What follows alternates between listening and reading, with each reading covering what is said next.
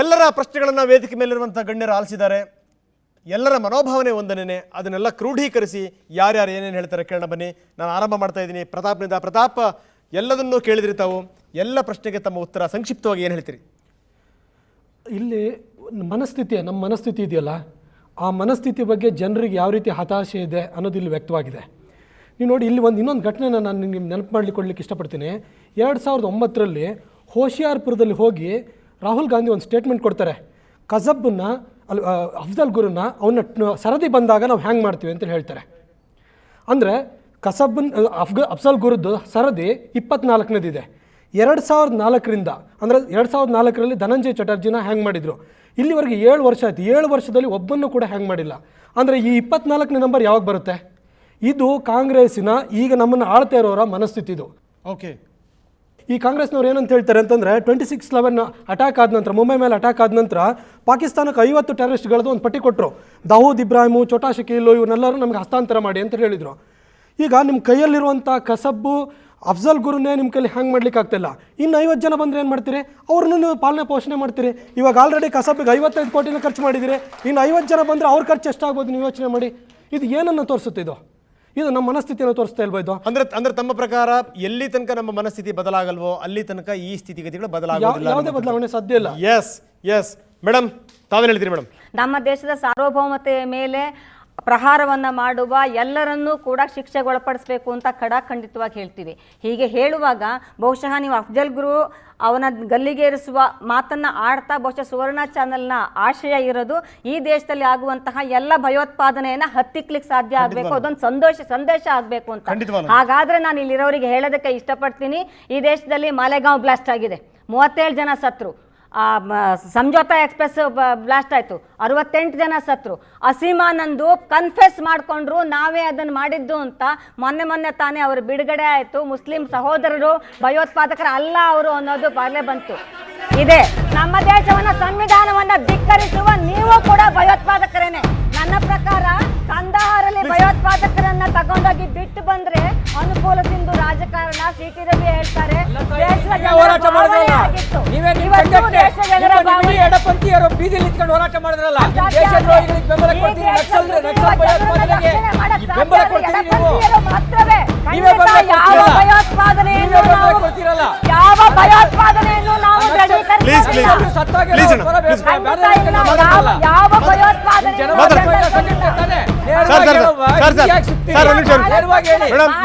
Madam ದಯವಿಟ್ಟು ಅಲ್ಲ ಹಿಂಗೆ ಪ್ರಶ್ನೆ ಮಾಡುವಂತಾರನ್ನ ನೀವು ಭಯೋತ್ಪಾದಕರು ಅನ್ನುವಂಥ ತಪ್ಪು ಅನ್ನುವಂಥ ದಯವಿಟ್ಟು ಮೇಡಮ್. ರಮೇಶ್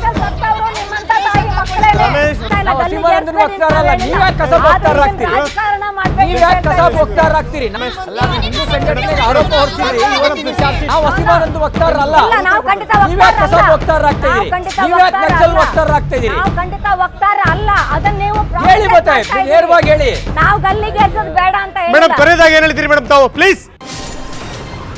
ನಾನು ಮಾತಾಡುವ ಪ್ರಾರಂಭದಲ್ಲೇ ಹೇಳಿದೆ, ಅದು ಅಫ್ಜಲ್ ಗುರು ಇರ್ಬೋದು, ಕಸಬ್ ಇರ್ಬೋದು, ಸಂಜೋತಾ ಬ್ಲಾಸ್ಟ್ ಇರ್ಬೋದು, ಮಾಲೆಗಾಂವ್ ಬ್ಲಾಸ್ಟ್ ಇರ್ಬೋದು, ಹೈದರಾಬಾದ್ ಮಸ್ಜಿದ್ ಬ್ಲಾಸ್ಟ್ ಇರ್ಬೋದು, ಗುಜರಾತಲ್ಲಿ ನಡೆದಂತಹ ಹತ್ಯಾಕಾಂಡಗಳಿರ್ಬೋದು, ಇಂತಹ ಯಾವುದೇ ಭಯೋತ್ಪಾದನೆಯನ್ನು ಖಡಾಖಂಡಿತವಾಗಿ ವಿರೋಧಿಸ್ತೀವಿ. ಈ ನೆಲದ ಕಾನೂನು ಯಾವ ಶಿಕ್ಷೆಯನ್ನು ಕೊಡುತ್ತೋ ಆ ಶಿಕ್ಷೆ ಅವ್ರು ಎಲ್ರಿಗೂ ಆಗಬೇಕು ಅಂತ ಹೇಳ್ತೀವಿ. ಆದರೆ ಅದೇ ಸಂದರ್ಭದಲ್ಲಿ ಕೇವಲ ಅಫ್ಜಲ್ ಗುರುವನ್ನ ಮಾತ್ರ ಇಟ್ಕೊಂಡು ಇವತ್ತು ಬಿಜೆಪಿ ಅಥವಾ ಸಂಘ ಪರಿವಾರ ಮಾಡ್ತಾ ಇರುವ ರಾಜಕಾರಣ ಇದೆಯಲ್ಲ, ಅದು ಈ ದೇಶದ ಸೌಹಾರ್ದತೆಯ ಮತ್ತು ಸರ್ವಧರ್ಮ ಸಮನ್ವಯದ ಸಂವಿಧಾನಕ್ಕೆ ಮಾಡ್ತಾ ಇರುವಂತಹ ಅಪಚಾರ ಅಂತ ಹೇಳಲಿಕ್ಕೆ ಇಷ್ಟಪಡ್ತೀನಿ.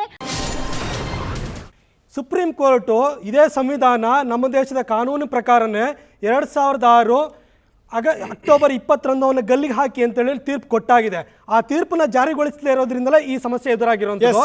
ಮತ್ತೆ ಅಸೀಮಾನಂದನ ವಿಚಾರಕ್ಕೆ ಬಂದಾಗ, ಅಸೀಮಾನಂದ ಕನ್ಫೆಷನ್ ಅದು ಪೊಲೀಸರ ಒತ್ತಡಕ್ಕೆ ಒಳಗಾಗಿ ಆತ ಕೊಟ್ಟಿದ್ದು ಅಂತ ಆತ ನ್ಯಾಯಾಲಯದ ಮುಂದೆ ಹೇಳಿದ್ದಾನೆ.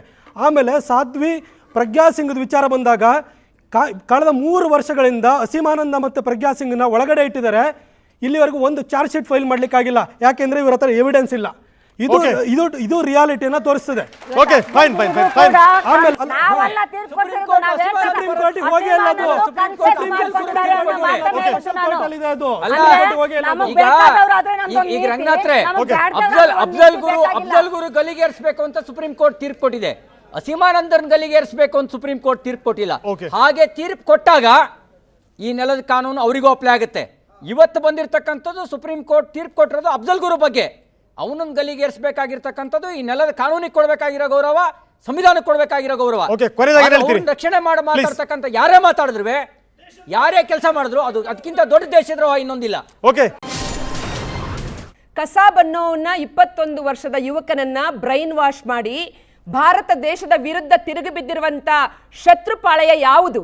ಅಮೆರಿಕದಲ್ಲಿ ಮೊದಲು ಅಮೆರಿಕ ಸೀರಿಯಸ್ ಆಗಿ ತಗೊಳ್ಳಿಲ್ಲ. ಆಮೇಲೆ ಇವತ್ತು ಏನು ಡೇವಿಡ್ ಹೆಡ್ಲಿಯನ್ನ ಹಿಡಿದು ಅವನನ್ನ ತಪಾಸಣೆ ಮಾಡಿ ಅನೇಕ ಸಾಕ್ಷ್ಯಗಳನ್ನ ಒದಗಿಸಿ ಇವತ್ತು ಕಸಾಬ್ ಸಾಯ್ಬೇಕಾಗಿರೋದು ನಮಗಲ್ಲ, ಕಸಾಬ್ ನಮ್ಮ ಶತ್ರುಗಳಿಗೆ ಸಾಯ್ಬೇಕಾಗಿದೆ. ಆ ಸಾಕ್ಷಿಯನ್ನು ಇಟ್ಟುಕೊಂಡು ಇವತ್ತು ಭಾರತ ದೇಶದ ಪರವಾಗಿ ಅನೇಕ ರೀತಿಯ ತನಿಖೆ ಮಾಡೋದಕ್ಕೆ ಸಾಧ್ಯ ಆಗಿದೆ. ಬಂಧುಗಳೇ, ದಯವಿಟ್ಟು ನಿಮ್ಮ ಭಾರತ ದೇಶದ ಸಂರಕ್ಷಣೆಗೆ ನೀವು ಕೊಡ್ತಿರ್ತಕ್ಕಂಥ ಟ್ಯಾಕ್ಸ್ ಹಣ ಅಲ್ಲದೆ ಬೇರೊಬ್ಬರ ರಕ್ಷಣೆ ಮಾಡೋದಕ್ಕೆ ಸಾಧ್ಯ ಇಲ್ಲ. ಇದು ನಮ್ಮ ಒಂದು ಆ ವಿಷಯವನ್ನ ತಪ್ಪಿಕೊಂತ ನಮ್ಮ ಒಂದು ಗ್ರಹಿಕೆ ಅಂತಕ್ಕಂಥದ್ದು. ಟಾಡಾ ಬಗ್ಗೆ ಹೇಳಿದ್ರು, ಪೋಟಾನ ಹಿಂತೆಗೆದುಕೊಂಡ್ರು, NDA ತಂದಿದ್ದೇನೆ ಅಂತ ಹೇಳಿ. ಖಂಡಿತ ಇವತ್ತಿರ್ತಕ್ಕಂಥ ಸಂವಿಧಾನದಲ್ಲಿ ಅಪರಾಧಗಳನ್ನು ನಿಗ್ರಹಿಸುವಂತ ಕಾನೂನಿಗೆ ಅನೇಕ ರೀತಿಯ ಶಕ್ತಿ ಇದೆ. ಅಲ್ಪಸಂಖ್ಯಾತರು ನಿಮಗೆ ಬೇಕೋ ಬೇಡವೋ ಭಾರತ ನೆಲವನ್ನ ನಂಬಿರುವಂತ ಎಲ್ಲ ಧರ್ಮೀಯರನ್ನು ನೀವು ಒಪ್ಪಿಕೊಂಡಿದ್ದೀರಾ.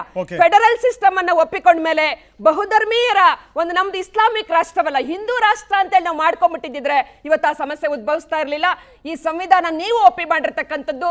ಸಂವಿಧಾನ ಒಪ್ಪಿದಂತ ಭಾರತ ದೇಶದಲ್ಲಿ ಬೇಕೋ ಬೇಡವೋ ಬಹುಸಂಖ್ಯಾತ ಜನ ನಮ್ಮ ಸರ್ಕಾರಕ್ಕೆ ಮತ ಕೊಟ್ಟಿದ್ದಾರೆ. ನಮ್ಮ ವಿವೇಚನೆಗೆ ತಕ್ಕಂತೆ ಆಡಳಿತವನ್ನ ಮಾಡ್ತಾ ಇದ್ದೇವೆ. ನಮ್ಮ ಒಂದು ಕ್ರಮ ಸರಿ ಇಲ್ಲ ಅಂದ್ರೆ ಜನತೆ ನಮ್ಮನ್ನ ಹಿಂದಕ್ಕೆ ಕಳಿಸುವಂತ ಪರಮಾಧಿಕಾರ ಇರೋದ್ರಿಂದಾಗಿ ದಯಮಾಡಿ ಕಸಬ್ಗೆ ಮಕ್ಕಳು ಹುಟ್ಟುತ್ತವೆ, ರಾಯಬರೇಲಿಯಲ್ಲಿ ನಿಲ್ಲಿಸಿ, ನನಗೂ ಅದಕ್ಕಿಂತ ಚೀಪ್ ಆಗಿ ಮಾತಾಡಕ್ ಬರುತ್ತೆ. ಆ ರೀತಿ ಸಂಸ್ಕೃತಿ ನನ್ನ ಸಹೋದರರಿಂದ ನಾನು ನಿರೀಕ್ಷೆ ಮಾಡಲ್ಲ ಅಂತಕ್ಕಂಥದ್ದು. ಮೇಜರ್ ಸಂದೀಪ್ ಅಥವಾ ಯೋಧರ ಬಗ್ಗೆ ನಾವು ಮಾತನಾಡಿದ್ವಿ. ಖಂಡಿತ ಇವತ್ತು ಜಿನ್ನಾ ಬಗ್ಗೆ ತಪ್ಪು ತಿಳ್ಕೋಬಾರ್ದು. ಬಿಜೆಪಿಯನ್ನ ಸಮರ್ಥಿಸುವಂತ ಅನೇಕ ಜನರಿಗೆ ಇವತ್ತು ಬಿಜೆಪಿ ಅಧಿಕಾರಕ್ಕೋಸ್ಕರ ಏನ್ ಮಾಡ್ತಾ ಇದೆ ಅನ್ನೋದನ್ನು ವಿರೋಧಿಸ್ತಾರೆ. ನನಗೆ ಗೊತ್ತಿದ್ದ ಅನೇಕ ಸ್ನೇಹಿತರಿದ್ದಾರೆ. ಜಿನ್ನಾ ಬಗ್ಗೆ ಹೊಗಳಿಕೆಯನ್ನು ಅದ್ವಾನಿಜಿ ಮಾಡ್ಲಿಲ್ವಾ? ಇವತ್ತು ಜಸ್ವಂತ್ ಸಿಂಗ್ ರವರ ಹಿಂದುತ್ವದಲ್ಲಿ ಬದಲಾವಣೆಗಳಾಗಿಲ್ವಾ? ನಿಮ್ಮಲ್ಲ ಇಷ್ಟು ಬದಲಾವಣೆಗಳನ್ನು ಇಟ್ಕೊಂಡು ಕೇವಲ ರಾಜಕೀಯಕ್ಕೋಸ್ಕರ UPAಯನ್ನ ಬೈತಕ್ಕಂತ ಸರಿಯಲ್ಲ. ಕಸಬ್ ಅನ್ನಾಗ್ಲಿ ಅಫ್ಜಲ್ ಗುರುಲ್ಲಾಗ್ಲಿ ತಪ್ಪಿತಸ್ಥರು ಅಂತ ಸಾಬೀತಾದ್ಮೇಲೆ ಗಲ್ಲಿಗೇರಿಸಲೇಬೇಕು. ನೇಣಿಗೆ ಹಾಕ್ಬೇಕೋ ಬೇಡವೋ ಅಂತೇಳಿ ಇಡೀ ವಿಶ್ವದಾದ್ಯಂತ ಚರ್ಚೆ ನಡೀತಾ ಇದೆ. ಬಂಧುಗಳೇ, ನೇಣಿಗೆ ಹಾಕ್ತಕ್ಕ ಒಂದು ಗುಂಡಿದ ತಕ್ಷಣ ಒಟ್ಟೋಗ್ತಾನೆ. ಆದ್ರೆ ಒಂದು ಆತ್ಮೀಯರನ್ನ, ಒಂದು ಬಂಧುಗಳನ್ನ ಕಳೆದುಕೊಂಡು ಒಂದು ಕುಟುಂಬವನ್ನ ಭಯೋತ್ಪಾದನೆ ಮಾಡಿದಂತ ಅವನು ಶಿಕ್ಷೆಯಲ್ಲಿ ಅನುಭವಿಸುವಾಗ ಆ ನರಕ ಎಂತದ್ದು ಅಂತೇಳಿ ಅರ್ಥವಾಗುತ್ತೆ. ಹಾಗಾಗಿ ನಿಮ್ಮ ಗ್ರಹಿಕೆ ಬೇರೆ, ನಮ್ಮ ಗ್ರಹಿಕೆ ಬೇರೆ. ಸದ್ದಾಂ ಹುಸೇನ್ ಅಮೆರಿಕ ಹಾಕ್ತಲ್ಲ, ಅವಾಗ್ಲೂ ಈಗ ಹೇಳ್ಬೋದಿತ್ತು ಅವ್ರ ಕುಟುಂಬ. ಯಾವಾಗ ಹಾಕ್ತೀರಿ? ಅಮೆರಿಕ ಗಲ್ಲಿಗೆ ಹಾಕ್ಬೇಕೋ ಬೇಡವಾ? ಯಾವಾಗ ಹಾಕ್ತೀರಿ? ನಿಮ್ಮ ಪಾರ್ಟಿ ಸ್ಟ್ಯಾಂಡ್, ನಾನಿಲ್ಲಿ ತೇಜಸ್ವಿನಿ ಅವ್ರ ಸ್ಟ್ಯಾಂಡ್ ಕೇಳ್ತಾ ಇಲ್ಲ. ನಿಮ್ ಪಾರ್ಟಿ ಸ್ಟ್ಯಾಂಡ್ ಏನು? ಯಾವಾಗ ಗಲ್ಲಿಗೆ ಹಾಕ್ತೀರಿ? ನಿಮ್ ಕೈಲಿದೆ ಇವತ್ತು, ಬಾಲ್ ನಿಮ್ ಕೋರ್ಟ್ ನಲ್ಲಿ ಇದೆ. ಯಾವಾಗ ಹಾಕ್ತೀವಿ ಹೇಳ್ಬಿಡಿ. ಇವತ್ತು ಇನ್ನೊಂದು 100 ವರ್ಷ ಬೇಕಾ? ಒಂದು 100 ವರ್ಷ ಬೇಕಾ? ನಾನು ಬದುಕಲ್ಲ. ಮತ್ತೆ ಹಾಗಿದ್ರೆ ನಿಮ್ 24ನೇ ಸರದಿ ಯಾವಾಗ ಬರ್ತೇಳಿ? 24ನೇ ಸರದಿ ರಾಹುಲ್ ಗಾಂಧಿಗೆ ಮದುವೆ ಆಗಿ ಅವರಿಗೆ ಮಕ್ಕಳಾಗಿ ಅವರು ಪ್ರಧಾನಿ ಆದ್ಮೇಲೆ ಬರುತ್ತಾ ಹೇಳಿ? ಹೌದು, ಮದುವೆ ಆಗ್ತಕ್ಕಂಥದ್ದು, ಮಕ್ಕಳಾಗ್ತಕ್ಕಂಥದ್ದು ಸಾಮಾಜಿಕ ನಿಯಮ. ಅದನ್ನು ಮಾತಾಡುವ ಅವ್ರ ಆ ಮೊಮ್ಮಕ್ಕಳು ಪ್ರಧಾನಮಂತ್ರಿ ಆದ್ಮೇಲೆ ಹಾಕ್ತೀರಾ? ಯಾವಾಗ ಹಾಕ್ತೀರಿ ಹೇಳಿ? ದೇಶ ಆಶೀರ್ವಾದ ಮಾಡಿದ್ರೆ ಮೊಮ್ಮಕ್ಕಳ ಪ್ರಧಾನಿ ಆಗಲಿ ಬಿಡಿ, ಯಾಕಾಗಬಾರ್ದು ಪ್ರಜಾಪ್ರಭುತ್ವದಲ್ಲಿ? ಮೇಡಮ್, ಭಯೋತ್ಪಾದನೆಯಿಂದ ಮುಕ್ತವಾಗಲಿಕ್ಕೆ ಭಾರತದಲ್ಲಿ ಏನಾಗಬೇಕು ದಯವಿಟ್ಟು ಅದನ್ನ ಹೇಳಿ ಪ್ಲೀಸ್. ಒಂದೇ ಒಂದು ನಿಮಿಷ. ಖಂಡಿತ ಭಯೋತ್ಪಾದನೆಯ ಮೂಲಕ ಭಾರತದ ಮೇಲೆ ಆಕ್ರಮಣ ಮಾಡುವಂತ ಯಾವುದೇ ಭಯೋತ್ಪಾದಕ ಶಕ್ತಿಗಳನ್ನ ನಾವು ಮಟ್ಟ ಹಾಕಬೇಕಾದ್ರೆ ಪಕ್ಷ ಭೇದವನ್ನ ಬರ್ತು ಯಾವುದೇ ಸರ್ಕಾರ ಅಧಿಕಾರದಲ್ಲಿದ್ರು ಕೂಡ ಎಲ್ಲ ಜನಾಂಗಗಳನ್ನ ವಿಶ್ವಾಸಕ್ಕೆ ತಗೊಂಡು ಎಲ್ಲ ಧರ್ಮೀಯರನ್ನು ಅವ್ರು ನಮ್ಮ ನೆಲವನ್ನ ನಂಬಿದ್ದಾರೆ, ನಮ್ಮ ಭಾರತವನ್ನು ಅವ್ರು ಒಪ್ಕೊಂಡಿದ್ದಾರೆ, ಅವ್ರು ನಮ್ಮ ಮಕ್ಕಳು. ದಯವಿಟ್ಟು ಅಲ್ಪಸಂಖ್ಯಾತರನ್ನ ರಕ್ಷಣೆ ಮಾಡುವ ಹೊಣೆಗಾರಿಕೆ ಯಾವುದೇ ಸರ್ಕಾರ, ಬಿಜೆಪಿ ಇದ್ರೆ ನಮಗಿಂತ ಜಾಸ್ತಿ ಹೊಣೆಗಾರಿಕೆ ನಿಮ್ಮ ಮೇಲಿದೆ ಎನ್ನುವ ಮಾತನ್ನ ಹೇಳಿ ನಾನಿವತ್ತು ನಾವು ಒಗ್ಗಟ್ಟಿನಿಂದ ದುಡಿಬೇಕು. ಕಾನೂನಿನ ಅಡಿಯಲ್ಲಿ ಕ್ರಮಬದ್ಧವಾಗಿ ನಮ್ಮ ವಿವಿಧ ಹೇಳಿದಂತ ಅವರು ಅನೇಕರು ಕೋಪ ಮಾಡಿಕೊಂಡ್ರು.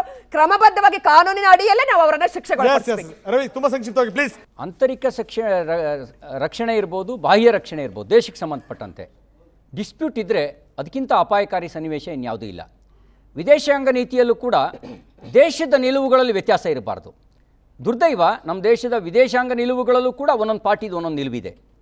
ಹಾಗೆ ಇಂಟರ್ನಲ್ ಸೆಕ್ಯೂರಿಟಿ ಇರ್ಬೋದು, ಎಕ್ಸ್ಟರ್ನಲ್ ಸೆಕ್ಯೂರಿಟಿ ಇರ್ಬೋದು, ಒಂದೊಂದು ಪಾರ್ಟಿಯ ನಿಲುವುಗಳು ಒಂದೊಂದು ರೀತಿ ಇದ್ದಾವೆ. ಇದು ಅಪಾಯಕಾರಿ, ಇದು ಹೋಗಬೇಕು. ಓಕೆ. ಇಲ್ಲಿ ಎಲ್ಲ ಪಕ್ಷಗಳು ದೇಶದ ಹಿತದೃಷ್ಟಿಯಿಂದ ಏನು ಒಳ್ಳೆಯದು ಅಂತ ಯೋಚನೆ ಮಾಡಬೇಕು. ತನ್ನ ಪಕ್ಷದ ಹಿತದೃಷ್ಟಿಯಿಂದ ದೇಶ ಹಾಳಾದರೂ ಪರವಾಗಿಲ್ಲ ಅಂತ ಯೋಚನೆ ಮಾಡಿದ್ರೆ ಇವತ್ತು ಅಫ್ಜಲ್ ಗುರು ಇಂಥ 100 ಜನ ಭಯೋತ್ಪಾದಕರು ನೆಮ್ಮದಿಯಿಂದ ಈ ದೇಶದಲ್ಲಿ ಇರ್ತಾರೆ.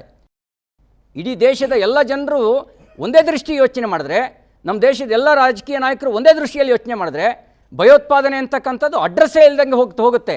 ಆದರೆ ನಾವು ಆ ರೀತಿ ಯೋಚನೆ ಮಾಡೋಕ್ಕೆ ತಯಾರಿಲ್ಲ. ಅದರಿಂದ ನಮಗೆ ರಾಜಕೀಯ ಲಾಭ ಏನು? ಅವನು ನಮ್ಮ ಸಿದ್ಧಾಂತಕ್ಕೆ ಸೇರಿದವನ ಅನ್ನುವ ದೃಷ್ಟಿನಲ್ಲಿ, ಸಿದ್ಧಾಂತದ ಹೆಸರಿನಲ್ಲಿ ಕೆಲವರು ಭಯೋತ್ಪಾದನೆಗೆ ಬೆಂಬಲ ಕೊಡ್ತಾರೆ. NDA ಬಂದರೆ ಏನು ಮಾಡ್ತೀರಿ ಅಂತ ಅನ್ನೋ ಮಾತು ಕೇಳಿದ್ರು. ನೋಡಿ, ನಾವು ಕಾರ್ಗಿಲ್ನಲ್ಲಿ ಅಮೆರಿಕ ಒತ್ತಡ ಹಾಕ್ತು ಯುದ್ಧ ನಿಲ್ಲಿಸಬೇಕು ಅಂತೇಳಿ, ಮಾತುಕತೆ ಟೇಬಲಿಗೆ ಬರಬೇಕು ಅಂತ ಹೇಳ್ತು. ಅಟಲ್ಜಿ ನಿಲುವು ತಗೊಂಡ್ರು. ಕಾರ್ಗಿಲ್ ಯುದ್ಧವನ್ನು ನಮ್ಮ ನೆಲದಿಂದ ಹೊರಗೆ ಹಾಕೋವರೆಗೂ, ಶತ್ರುವಿನವರೆಗೂ ಯುದ್ಧ ನಿಲ್ಲಿಸೋ ಮಾತಿಲ್ಲ ಅಂತಕ್ಕಂಥ ಮಾತು ಹೇಳಿ ಕಾರ್ಗಿಲ್ ವಿಜಯದ ರೂವಾರಿ ಆದರು. ನಮ್ಮ ಸ್ಟ್ಯಾಂಡ್ ಇರ್ತಕ್ಕಂಥದ್ದು ಭಯೋತ್ಪಾದಕರ ಬಗ್ಗೆ ಯಾವುದೇ ದೃಷ್ಟಿನಲ್ಲಿ ರಾಜಿ ಇಲ್ಲ. 100 ಅಫ್ಜಲ್ ಗುರುಗಳು ಬಂದರೂ ಕೂಡ ಅವ್ರನ್ನ ಒಂದೇ ನೇಣು ಹಗ್ಗದಲ್ಲಿ ನೇಣಿಗೆ ಹಾಕ್ತಕ್ಕಂಥ ಇಚ್ಛಾಶಕ್ತಿ ನಮಗಿದೆ. ಇಚ್ಛಾಶಕ್ತಿ ಪ್ರಕಟ ಮಾಡ್ತೀವಿ. ನೇರವಾಗಿ ರವಿಜಿಗೆ ಇಷ್ಟ ಹೇಳ್ತೀನಿ, ನನ್ನ ಪಕ್ಷವನ್ನ ಅವರು ವೋಟ್ ಬ್ಯಾಂಕ್ ರಾಜಕಾರಣ ಮಾಡ್ತಾ ಇದ್ದಾರೆ ಎನ್ನುವ ವೇಲ್ಡ್ ಒಂದು ಪರದೆಯನ್ನ ಹಾಕಿ ಟೀಕೆ ಮಾಡಿದ್ದಾರೆ. ದಯವಿಟ್ಟು ಇಂದಿರಾ ಗಾಂಧಿ ಅವರು ದೇಶಕ್ಕೋಸ್ಕರ ಭಯೋತ್ಪಾದನೆಗೆ ಬಲಿಯಾಗಿದ್ದಾರೆ, ರಾಜೀವ್ ಗಾಂಧಿ ಅವರು ಭಯೋತ್ಪಾದನೆಗೆ ಬಲಿಯಾಗಿದ್ದಾರೆ. ದಯವಿಟ್ಟು ಅಂತ ಒಂದು ಲಾಭವನ್ನ ತಾವು ಪಡ್ಕೊಳ್ಳಿ. ತಮ್ಮ ನಾಯಕರನ್ನು ಬಲಿ ಕೊಟ್ಟು ತಾವು ಆ ನೋವನ್ನ ಅನುಭವಿಸಿ, ನೋವನ್ನ ಅನುಭವಿಸ್ಬೇಕು ಇವರು. ಯಾಕಂದ್ರೆ ಆ ರೀತಿ ಒಂದು ಹೇಳಿಕೆ ಕೊಡೋದಿದೆಯಲ್ಲ, ಅವ್ರ ಮಾತಿಗೆ ಉತ್ತರ ಕೊಡಬೇಕು.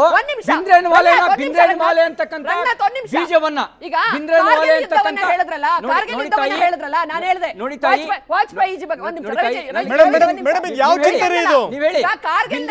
ಅಂತಕ್ಕಂಥ ಭಯೋತ್ಪಾದನೆಯ ಬೀಜವನ್ನ ಅಕಾಲಿ ದಳದ ವಿರುದ್ಧ ಬಿತ್ತಿದ್ದು ಶ್ರೀಮತಿ ಇಂದಿರಾ ಗಾಂಧಿ ಅವರು. ಆ ಫಲ ನಾವು ಅನುಭವಿಸಿದ್ರು. ಹಾಗಾದ್ರೆ ಅದ್ರ ಫಲ ಅನುಭವಿಸಿದ್ರು. ಸಮರ್ಥಿಸೋದಿಲ್ಲ. ಸಿದ್ಧಾಂತ ಭಯೋತ್ಪಾದನೆಯ ಸಿದ್ಧಾಂತ ಅಲ್ವಾ? RSS ನ ಸ್ವಯಂ ಸೇವಕರು ಪಂಜಾಬಿನ ರಕ್ಷಣೆಗೋಸ್ಕರ, ಈ ದೇಶದಲ್ಲಿ ಉಳಿಬೇಕು ಅನ್ನೋ ಕಾರಣಕ್ಕೋಸ್ಕರ ಪ್ರಾಣ ಕೊಟ್ಟವರು. ಸಾವಿರಾರು ಜನ RSS ನ ಸ್ವಯಂ ಸೇವಕರು ಪ್ರಾಣ ಕೊಟ್ಟರು, ದೇಶದ ಸಮಗ್ರತೆಗೋಸ್ಕರ ಜೀವ ಕೊಟ್ಟರು. ಅಕಾಲಿ ದಳದ ವಿರುದ್ಧ ರಾಜಕೀಯ ಕಾರಣಕ್ಕೋಸ್ಕರ ಭಿಂದ್ರನ್ವಾಲೆ ಅಂತಕ್ಕಂಥ ಭಯೋತ್ಪಾದಕನ ಬೀಜವನ್ನು ಬಿತ್ತಿದ ಇಂದಿರಾ ಗಾಂಧಿ. ಕಾರ್ಗಿಲ್ ಯುದ್ಧದಲ್ಲಿ Ranganath very interesting point. Congress Kargil ಯುದ್ಧದಲ್ಲಿ ಶತ್ರುಗಳು ಬಂದಿದ್ದಾರೆ, ಕಾರ್ಗಿಲ್ ಯುದ್ಧದ ಶಿಖರದ ಮೇಲೆ ಶತ್ರುಗಳು ಕೊಟ್ಟಿದ್ದಾರೆ ಅಂತ ಹೇಳಿದ್ದು ಯಾರು? ನಮ್ಮ NDA ಸರ್ಕಾರದ ಇಂಟೆಲಿಜೆನ್ಸ್ ಅವರಲ್ಲ, ಒಬ್ಬ ಕುರಿ ಕಾಯುವ ಮುಸ್ಲಿಂ. ನಾವೆಲ್ಲ ಒಂದೇ ವಾಕ್ಯ. ದೇಶದ ರಕ್ಷಣೆಯ ಸಂದರ್ಭವನ್ನೂ ಕೂಡ ಪಕ್ಷದ ರಾಜಕಾರಣ ಅಧಿಕಾರದ ಗದ್ದುಗೆ ತಗೊಂಡು ಹೋಗೋದಕ್ಕಾಗಿ ಚರ್ಚೆ ಮಾಡ್ತಾ ನಿಂತ್ಕೊಡುವವರೆಗೂ ಕೂಡ ಭಯೋತ್ಪಾದನೆ ಅಂತ ನಾವು ನಿಯಂತ್ರಣ ಮಾಡಕ್ ಸಾಧ್ಯ ಇಲ್ಲ. ನಿಜವಾದ ಜನಪರವಾದಂತಹ ಒಂದು ಆಲೋಚನೆ ಬೇಕು. ಸಿಟಿ ರವಿ ಅವರೇ, ತೇಜಸ್ವಿನಿ ಅವರೇ, ಇಲ್ಲಿ ತನಕ ಸಾಕಷ್ಟು ಮಾತಾಡಿದ್ರಿ. ತಮ್ಮಿಬ್ಬರಿಗೂ ಧನ್ಯವಾದ. Thank you very much. ಅದೇ ರೀತಿ ಪ್ರತಾಪ್ ಸಿಂಹ ಮತ್ತು ವಿಮಲಾ, ತಮಗೂ ಕೂಡ ಧನ್ಯವಾದ. Thank you very much. ಭಯೋತ್ಪಾದನೆಯಿಂದ ಮುಕ್ತರಾಗಲಿಕ್ಕೆ ಏನು ಮಾಡಬೇಕು ಅನ್ನೋದ್ರ ಬಗ್ಗೆ ನಾವು ಚರ್ಚೆ ಮಾಡ್ತಾ ಇದ್ವಿ. ಇರೋ ಭಯೋತ್ಪಾದಕರನ್ನ ಅವ್ರನ್ನ ರಕ್ಷಣೆ ಕೊಡುವಂಥದ್ದಲ್ಲ, ಅವರಿಗೆ ತಕ್ಕ ಶಿಕ್ಷೆ ಆಗಬೇಕು ಅಂತ. ನಾವು ಶಿಕ್ಷೆ ಕೊಡಲಿಲ್ಲ ಅಂತಂದರೆ ಏನಾಗುತ್ತೆ, ಪ್ರಪಂಚಕ್ಕೆ ಯಾವ ಸಂದೇಶ ರವಾನೆ ಆಗುತ್ತೆ, ಇದು ಬಹಳ ಪ್ರಮುಖವಾಗಿರುವಂಥ ಸಂಗತಿ. ಮುಂದೆ ಒಂದಲ್ಲ ಒಂದು ದಿವಸ ಅಫ್ಜಲ್ ಗುರು ಅಂಥವ್ರು ಬೇರೆಯವರಿಗೆ ಗುರುವಾಗುವಂಥ ಅಪಾಯ ಇದೆ. ಜೊತೆಗೆ ಕಸಬ್ ಅಂತವರು ಬೇರೆಯವರಿಗೆ ನವಾಬರಾಗುವಂಥ ಒಂದು ಅವಕಾಶ ಇದೆ. ಹೀಗಾಗಿ ನಾವು ಹೇಳ್ತಿರೋದೇನು ಅಂತಂದರೆ, ಅವರು ಯಾವ ಜಾತಿ, ಯಾವ ಧರ್ಮ, ಯಾವ ಕುಲಕ್ಕೆ ಸೇರಿದವನು ಅನ್ನೋದು ನಮಗೆ ಬೇಕಾಗಿಲ್ಲ. ನಮಗೆ ಭಯೋತ್ಪಾದಕನೇ. ಹೇಗೆ ಭ್ರಷ್ಟಾಚಾರಕ್ಕೊಂದು ಜಾತಿ, ಧರ್ಮ, ಮತ ಭೇದ ಇಲ್ವೋ, ಅದೇ ರೀತಿ ಭಯೋತ್ಪಾದಕರಿಗೂ ಕೂಡ ಇಲ್ಲ. ಯಾರು ಸಿಗ್ತಾರೋ ಅವ್ರನ್ನ ನಿರ್ದಾಕ್ಷಿಣ್ಯವಾಗಿ ಶಿಕ್ಷೆ ಕೊಟ್ಟರೆ ಮಾತ್ರ ಒಂದಷ್ಟು ಸಂದೇಶ ಪ್ರಪಂಚಕ್ಕೆ ರವಾನೆ ಆಗಲಿಕ್ಕೆ ಸಾಧ್ಯ. ಅಂಥ ಸಂದೇಶ ರವಾನೆ ಆಗಲಿ ಅಂತ ಹಾರೈಸ್ತಾ ಈ ವಿಶೇಷ ಕಾರ್ಯಕ್ರಮ ಮುಗಿಸ್ತಾ ಇದ್ದೀನಿ. ನಮಸ್ಕಾರ. Thank you very much.